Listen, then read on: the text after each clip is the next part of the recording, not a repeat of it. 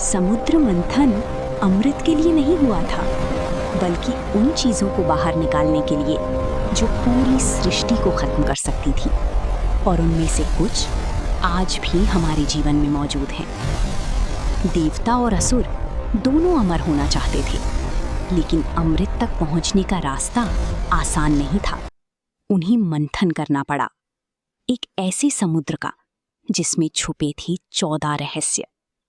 लेकिन असली सवाल ये है, क्या वो सिर्फ रत्न थे या कुछ और? जैसे ही मंथन शुरू हुआ, सबसे पहले निकला विष।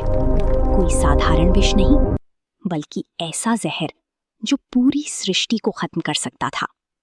देवता और असुर दोनों पीछे हट गए, क्योंकि ये साफ था, अमृत से पहले मौत खड़ी थी।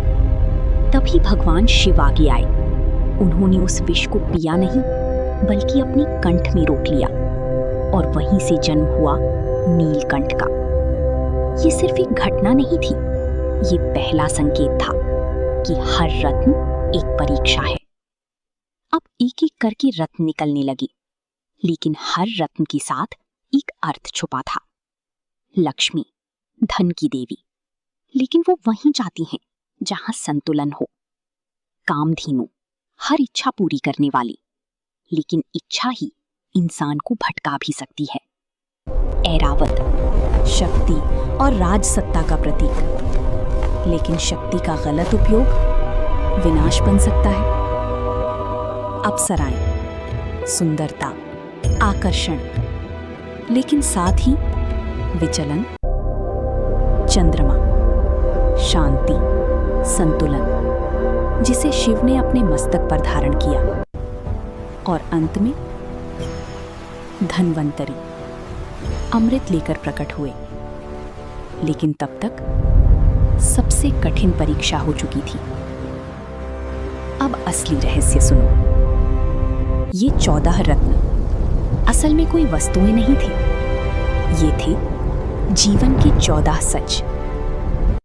विष यानी कठिनाई, लक्ष्मी यानी संतुलन, अप्सरा यानी भ्रम, शक्ति यानी जिम्मेदारी, अमृत यानी सफलता। समुद्र मंथन सिर्फ एक कहानी नहीं है, ये हर इंसान के जीवन में होता है। जब तुम कुछ बड़ा पाने की कोशिश करते हो, तो सबसे पहले सामने आती हैं समस्याएं। और अगर तुम उनसे भाग गए, तो अमृत कभी नहीं मिलेगा। समुद्र मंथन हमें ये नहीं सिखाता कि अमृत कैसे पाया जाए, बल्कि ये सिखाता है कि अमृत पाने के लायक कैसे बना जाए। अगर आप ऐसे ही रहस्यों को जानना चाहते हैं, तो चैनल को सब्सक्राइब करना मत भूलिए।